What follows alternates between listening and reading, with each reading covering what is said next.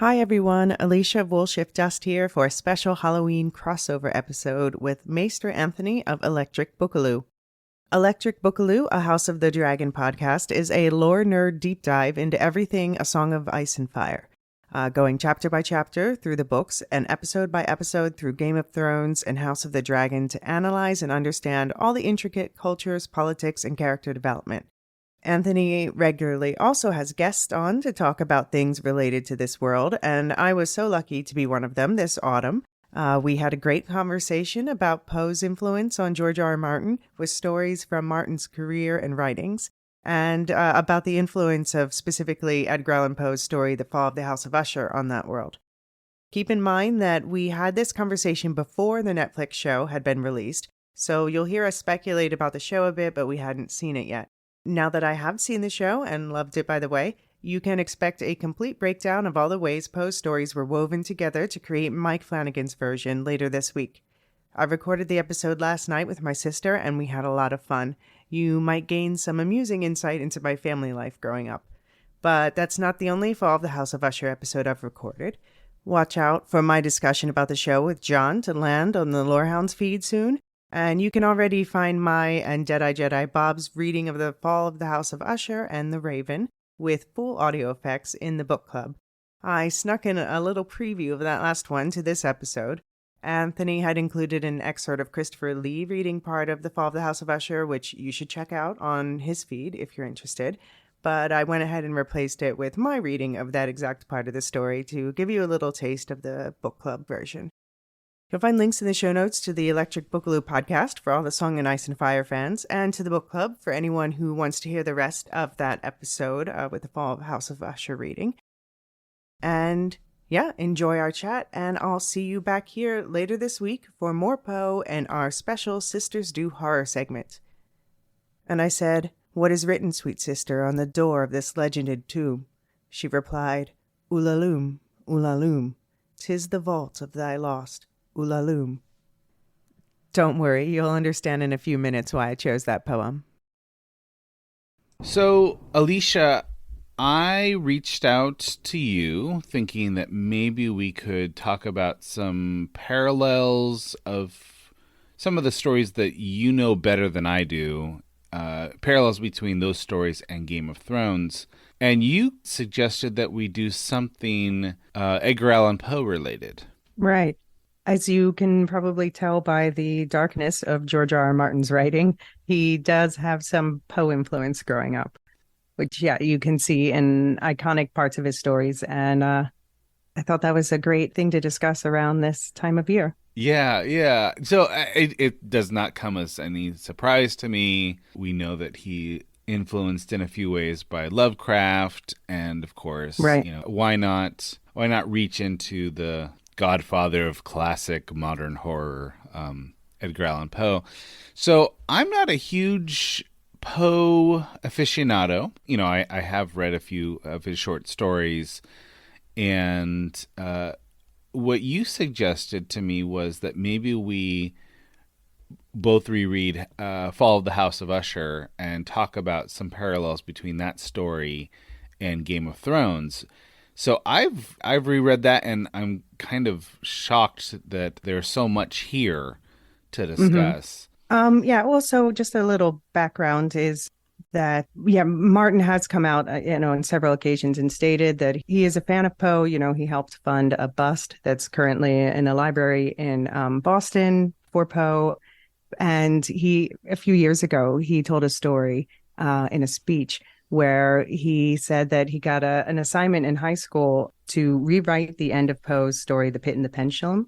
And so spoilers for this story, but it ends with a last minute saved, which of the guy who's in the pit, having the pendulum about to slice him open, rats ready to eat his entrails.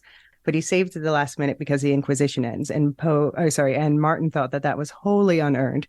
And so he rewrote the end of the story so that, it slices him open and the rats eat him and he dies. And he says the entire class cheered. And that was one of the early signs to him where he's like, I don't know, maybe this writing thing's kind of cool. So this is kind of something of an origin story of George as a writer. Yeah, exactly. Yeah. That's fantastic. So that's general, but why the House of Usher is, well, first of all, there's going to be a Mike Flanagan Netflix adaptation coming out. Okay. And and I'm going to be covering it on my podcast, We'll Shift Dust, where I'm actually going to do a special episode with my sister, who I grew up watching horror with. And I've seen that it's a very loose adaptation. But yeah, it is one of his most iconic stories, and I can definitely see the parallels in it. Like, I'm curious to hear what you thought, but places like Harrenhal, the Hmm. twins, obviously. Yeah, I do want to talk about that. I just want to say real quick, in praise of Wool Shift Dust, I really did appreciate your coverage during Silo. Oh, thank you. And in many ways, I appreciated I was not a book reader of Silo. So to have the companion podcast was really enhanced my experience of that show. Oh, Anyway, good. you guys did a great job with that. Thank you so much. Um, I ended up having to do a deep dive into the history of Harrenhal as soon as I Right. finished reading this, Hmm. which we should probably discuss at some point. But before we do that, I thought I could just lay out a few broad brushstrokes of the story, and maybe we could fill in some of the gaps after I do that. Okay, great. So this is a story that was published in a series, and do correct me if I get any of this wrong. Um, this was a story that was published in a series of segments published more widely in a monthly paper. I'm not sure if I want to call it a Right. magazine. Yeah, I mean, it's like early literary magazines. Yeah, yeah, yeah. So this was often how short Like, stories were published in mm-hmm, 1839. mm-hmm. So this is 1839, and I think it was a series of four parts of a short story. The basic idea is that the main character is returning to a childhood friend's house, and this particular childhood friend, Roderick Usher, is the inheritor of this great mansion. And so this guy comes from wealth, but his family seemingly has some kind of curse hanging over it. And so he remembers his friend, his boyhood friend, full of life, and he arrives and he realizes that the house is sort of doing damage both psychologically and physically to both his childhood friend and the friend's sister Madeline. Right, And when he arrives at the property really feels cursed in a way. And then he goes inside. Of course, nothing nothing changes his view. His friend is just convinced that he's going to suffer the same curse that the rest of his family has suffered, and his sister seems to be further along in her, I don't know, ailment. She's sort of wasting away, and she seems to be closer to death than the brother. And right. then I'm not sure how much more to say about this, but Or it's full spoilers, I guess. yeah, I guess if you haven't read the story, it would maybe take 20 minutes to read it, and you can get a free PDF on Yeah, many different websites. it's only like 10 pages or something. Right. Yeah. You could probably pause the podcast and go, read that 10-page PDF. It's just a fantastically wonderful, very, very descriptive story, as you would expect from the great Edgar Allan Poe. But it ends with a punch. But I feel like we should talk, before we talk about anything else, talk about kind of the setting, the world Hmm. that's created by this first segment of the story, which I think probably does point us in the direction of Martin, or Martin at least is consciously including homages to this setting. Right. And I was thinking Harrenhal, and I'm glad that you mentioned Harrenhal because it affirms what I was thinking. Yeah, because Harrenhal stands out amongst, all of the buildings in the world of A Song of Ice and Fire as the one that, yeah, it just, something feels wrong about it. It just gives Yeah. people a bad feeling. Right, right, right, right. Not just its lack of luck, but just something icky. So I wanted to read this little section here and see if this struck you as interesting. About the whole mansion and domain there hung an atmosphere peculiar to themselves and their immediate vicinity, an atmosphere which had no affinity with the air of heaven, but had reeked up from the decayed trees and the grey wall and the silent tarn, a pestilent and mystic vapor, dull, sluggish, faintly discernible, and leaden-hued. So I draw that out because it almost feels like there's this heaven and hell duality happening Right. in the story. And it almost feels like if you're living on the earth and you're breathing the air, you're a creature of heaven. Of course, hell's not too far away below your feet. But in this particular place, the atmosphere is not coming down from heaven, it's coming up from hell. That's kind of the sense I got from that paragraph. What do you Right. think? I guess it's linking to whatever this they call it a dungeon, spelled I guess this 18th century way, Donjon, where yeah, and this is again we're into spoiler territory where once the sister passes away, they store her body, and they're creating this sense of dread connected with that Mm-hmm. sort of makeshift crypt. And for me, that seems like the point of the story that I wonder. Of course, she gets back up at the end and she appears all bloody. And Mm-hmm. our, I guess we can assume it's a reliable narrator. He sees her, so that must have happened, but that could be medically possible. But I do wonder if this is one of those stories that's in that realm that I was taught in literary college, was the fantastique, which is where it's not neither confirming supernatural elements or not. Mm. Um, and maybe the sickness comes from within, from the just the sickness of this. I know they're going to play up this part in the Netflix adaptation that's about like the sickness of this family and their clinging to money and power and what they'll do for that. So, and this is something that Martin does a lot in his work, in that when he first introduces something that has a magical property, it doesn't smack you in the face as, hey, there's something supernatural happening here. It kind of almost disguises itself as, is this psychology? Is this superstition? There might be is this literary illusion? You when you first encounter something like this in Martin's world, you think, well, there could be a lot of explanations for this. Magic isn't necessarily the only way to explain what's happening here. Right. And I almost feel like maybe he borrowed that from Poe. In this story, it's very much a psychological and physical condition that may or may not be related to kind of some hellborn curse or something. I mean, I guess you see that in a lot of horror as well, but it's sort Yeah. of a slow burn into the horrific here. But I feel like I guess maybe you see it in a lot of horror because a lot of horror also pulls Mm-hmm. from Poe. I mean, of course, there were other, you also cited Lovecraft earlier, but I don't think he's quite doing the same thing with, he has that, they both explore that sense of dread. Mm-hmm. But Poe's really looking at the familial connections because, he had a very complicated family life himself, becoming orphaned at a young age and raised by parents who never officially adopted him. And he had a tumultuous relationship with them throughout his life until his foster mother also died. So he's writing from a place with a lot of familial strife himself and pain.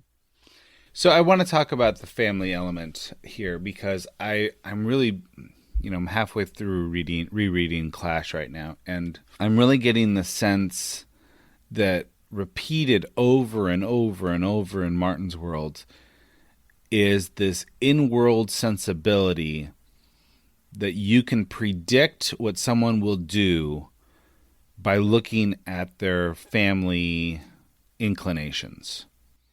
Right. Okay. It's like Mm-hmm. it's like Ironborn are always going to act like Ironborn. So why think that Theon is any different? Or, Lannisters are always going to be greedy above everything else. Right. Or Freys are always going to be self-serving and cowardly and, whatever. It almost feels like Targaryens are always going to conquer. Right. Well, That's the kind of the feeling I get yeah. from Martin's world. Yeah, especially with a character like Sansa, where the question becomes, well, is she a Tully or is she a Stark? It's Yeah. not, is she going to be her own person? Right, right. And I think it's a very old sensibility.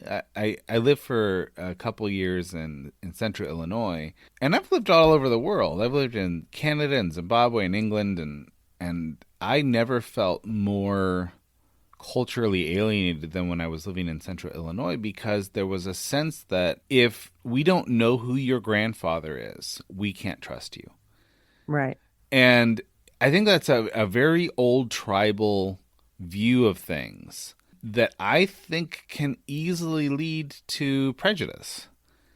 And so I think that in many ways, I think that there's a problem here that we experience in Clash, because it's like if the Starks treated Theon better, maybe they would have had Right. a different relationship with him in the end. It's a self-fulfilling prophecy Is in a it a way. self-fulfilling prophecy? Is do we hate Lannisters? This is Catelyn sort of capturing Tyrion in book 1 or whatever. Would the story have unfolded if she didn't have a Lannister prejudice? Well, I guess Jaime and Tyrion are the ones who only ones who somewhat defy their family expectations. Right. Sure. Yeah. But in many ways, they are both, they're both fighting for their family. Right. But Hmm. I think that Tyrion absolutely is with the person who's propping up Joffrey. Right. And of course, Jaime's going to do anything for his sister, right? So Yeah. even if they kind of feel the heaviness of doing that, maybe they hate their family, they're still going to be very tribal. But I feel like, especially with the events of Clash, where Theon is basically kind of falling back into this old Ironborn. Hmm. I guess this old Ironborn tradition. Yeah. No one is for the Ironborn. Everyone is against the Ironborn, and that is partially because the Ironborn is against everyone else. Right. And of course, maybe this is also going to play out in Theon's narrative. And my feeling is that, like, he's living into this family narrative that was decided 1,000 years ago. Yeah, but I feel like a lot of people, if they move back to a conservative place that they're from, they might find themselves under the same pressures to conform. Mm-hmm. Right. Yeah. And Theon has a problem with the drowned god, and he doesn't. He's trying to have a little healthy skepticism about that whole business. So anyway, back to the House of Usher here. I feel like when the POV character in this short story arrives and sees Roderick Usher, and he kind of repeats for the audience that this is their fate. This is always the fate of all of the members of House Usher, is that they have this malady that confounds physicians, and it shortens everyone's life, and they all kind of waste away toward the end, Hmm. even if they're very young people. And this is sort of the reputation of House of Usher, and this guy Roderick is absolutely buying into the story. And so you kind of feel like, is this a self-fulfilling prophecy, or is there something, is there magic afoot? Right, exactly. Especially with the drama of the last act. Is that an act of God or is that a coincidence? Sure, sure, sure. I feel like we need a little bit of an excursus into sort of the deep Ironborn lore to understand what's happening here, because I think it absolutely is going to help us understand the connections between Martin and Poe here. Okay. So I think everyone knows that, everyone listening to this podcast at least will know that Harrenhal is named for someone named Heron the Black. And Heron the Black, is sort of like almost a figure of legend, but he's left behind this massive house, right? This massive castle. And he's Ironborn. So he is the king of the islands and riverlands. So it's really important to know that sort of this guy is Theon Greyjoy's ancestor, if not a direct relative or whatever. They both come from that Ironborn culture. And importantly, the Ironborn have this antithetical relationship between their mythology, their religion, the gods that they worship, and the Weirwood Tree Network. So this, to me, is a kind of crucial to understanding why Harrenhal is haunted, and I think that there's maybe a little kernel of that in the paragraph that I read.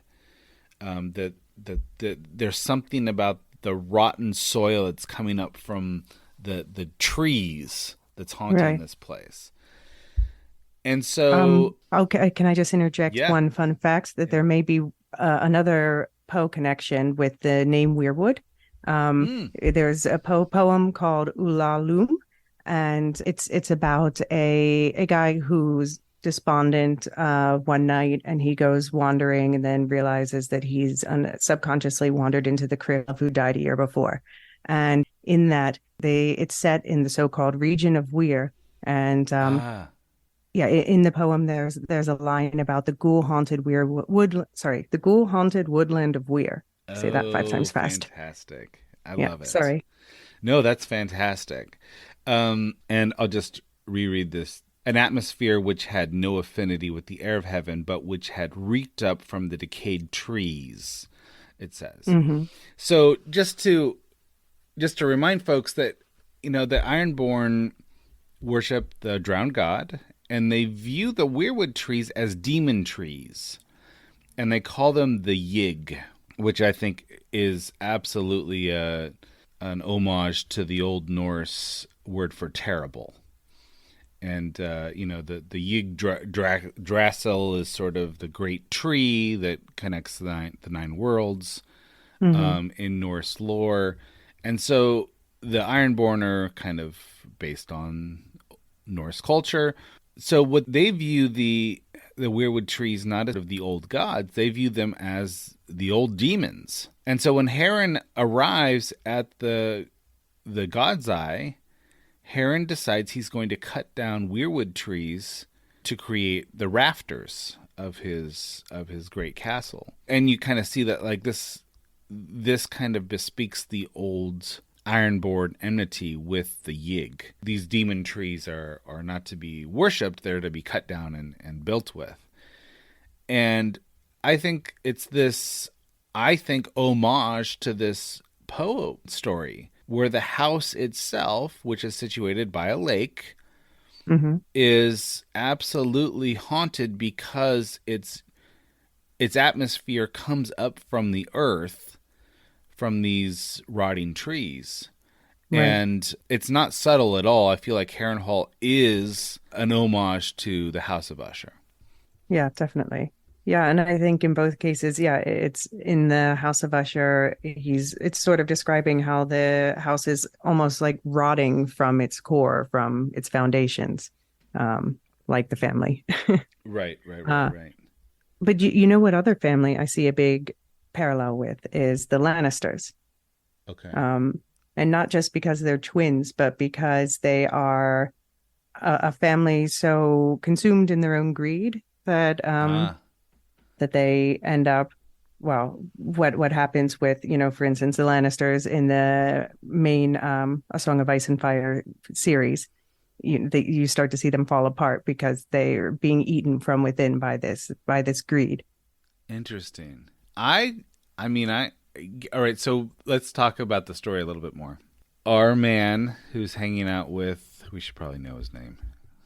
I just looked it up, and It doesn't say his name. It just says his best and only friend.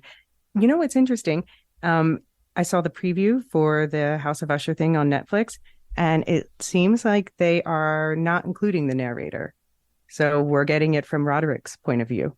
That's so interesting. And they also added a shape-shifting demon, so whatever. But Okay. So our POV character, who remains nameless, he spends some time with his friend, tries to lift his spirits. They do a little bit of music together. They do a little bit of art together. And after a while, he spends enough time there that he actually sees the terrible fate of the sister, who seems close to death anyway. And they end up burying her alive? I mean, I guess that's a question, right? yeah, Did they bury her, or did they bury her alive? And I think that I mean, apparently she was alive in the end. Yeah. Not hear it. Yes, I hear it. And have heard it. Long, long, long. Many minutes, many hours, many days I have heard it, yet I dared not. Oh, pity me. Miserable wretch that I am. I dared not speak. We have put her living in the tomb. Said I not that my senses were acute. I now tell you that I heard her first feeble movements in the hollow coffin. I heard them many, many days ago, yet I dared not speak. And now, tonight, Ethelred, ha ha ha ha ha, the breaking of the hermit's door, and the death cry of the dragon, and the clangor of the shield, say rather the rending of her coffin, and the grating of the iron hinges of her prison, and her struggles within the coppered archway of the vault. Oh, whither shall I fly? Will she not be here anon? Is she not hurrying to upbraid me for my haste? Have I not heard her footsteps on the stair? Do I not distinguish that heavy and horrible beating of her heart? Madman! Here he sprang furiously to his feet and shrieked out his syllables as if, in the effort, he were giving up his soul. Madman! I tell you that she now stands at the door. All right.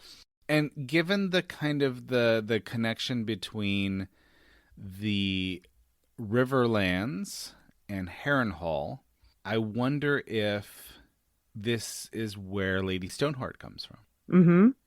Because of course, the Tullys have this connection to the green site, and Right, resurrected from the dead, covered in blood. Yep. yeah, so it could be that Lady Stoneheart is sort of an homage to Madeline Usher, who is drudged up from certain death.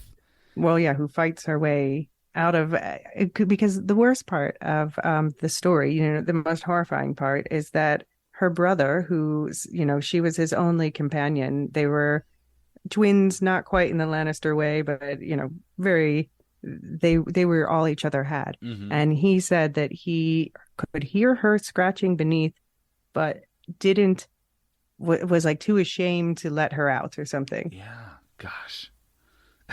It's just so horrible. And so of course she returns. And right.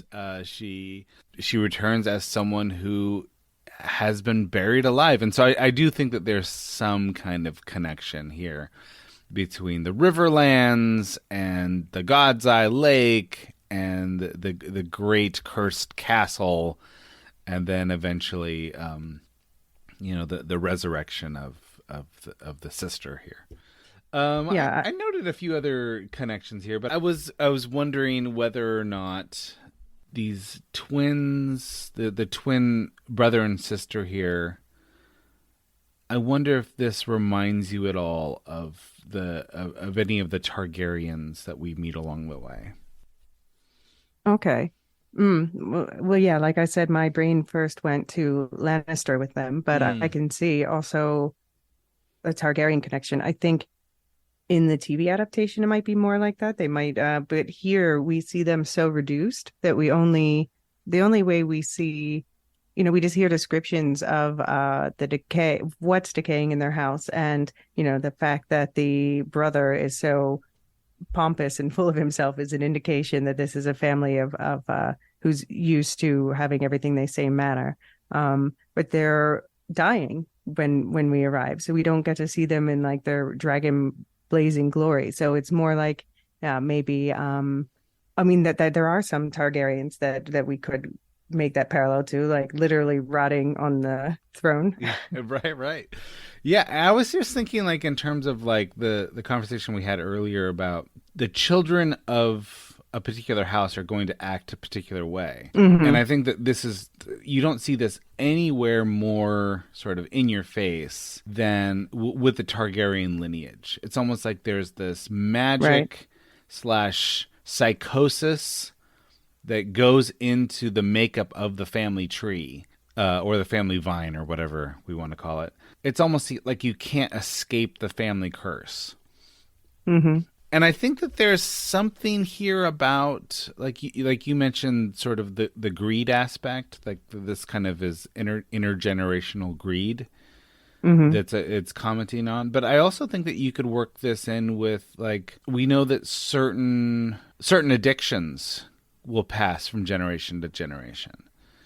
So, of course, we don't want to go too far down this road, but there is a sense in which, the inclinations of the parents will absolutely bleed into the fates of the children. You could do that with addiction. You can do that with certain kinds of psychological conditions, whether it's by way of nature or nurture. There are certain, for lack of a better term, there are certain sins that don't just affect the person who commits the act. There are certain sins that will be felt, for generations to come. Absolutely. And I kind of feel like Martin likes to play with that. And then, of course, here we have these children of Usher. But one interesting difference is that, unlike the Targaryens, where there's a lot of infighting, they make clear that the Usher family has but one lineage all the way down. They did not branch. But, because there was a lot of problems back during that time with wealthy families where there'd be a lot of children and they divide up the properties and the land holdings just get smaller and smaller and smaller. So by having one line, they're keeping everything straight down the lineage until this final collapse. Well, and that kind of, it doesn't explicitly say it in the story, but it does make me wonder, like, is this a Targaryen vine kind of problem? Meaning, I'm sorry. Yeah. Meaning that most trees branch out because you marry outside the family, but the Targaryens do marry within. And of course, we see that both the brother and the sister have not married and they've not left the house. And they've become very insular in this way. Right. I think, because we see with the Targaryens, when they do marry out, it's like if there are two different branches of Targaryens existing, their instincts will be to prune each other. Yes, of course. I really enjoyed rereading this, and I think that it's kind of undeniable that this had some kind of influence on the Harrenhal plot. And, maybe it's just a little headcanon on my part, but I think maybe did plant a seed for the Lady Stoneheart plot as well. Right. I think, you've convinced me of that. That makes sense. Do you have any more that you'd like to point out? No, I just, if people read this story and are curious about the Pit and the Pendulum, I think the more you read of Poe, the more you're going to be like, oh, that reminds me so much of this character or this motif, or Yeah, and I'm so glad that you brought up the homage to the wood of the wood of Weir. And what story was that again? It's a poem called Ulalain. Okay, all right, that's right. Okay, I'm so glad that you mentioned that because I had no idea about that. Yeah, I mean, but it also some people say that that comes from the last name of someone from I think it was the Rolling Stones or something. Oh no, Uh, Grateful Dead, and that Grateful is, I Dead. Sorry. think, I mean, I know that Martin's a big Deadhead, and I think Bobby Weir would be sort of a good guess. He does include from time to time homages to bands that have been important to him, but it doesn't But the have fact that to it's a be. wood. Yeah, right. It doesn't necessarily have to be an either or thing, I don't think. No, that's true. Elysia, thank you so much for your time. And what is Woolshift Dust covering presently? Yeah, so we are, despite the Dune delay, we will be continuing with at least the first part of that coverage. And then, of course, yeah, in October, we have a special episode coming out for talking about the Netflix adaptation of The Fall of the House of Usher. And there will be a special bonus reading with sound effects of the story by Poe in the Woolship Dust Book Club, Oh, fantastic. free for book club members. Fantastic. Thank you so much. Thank you.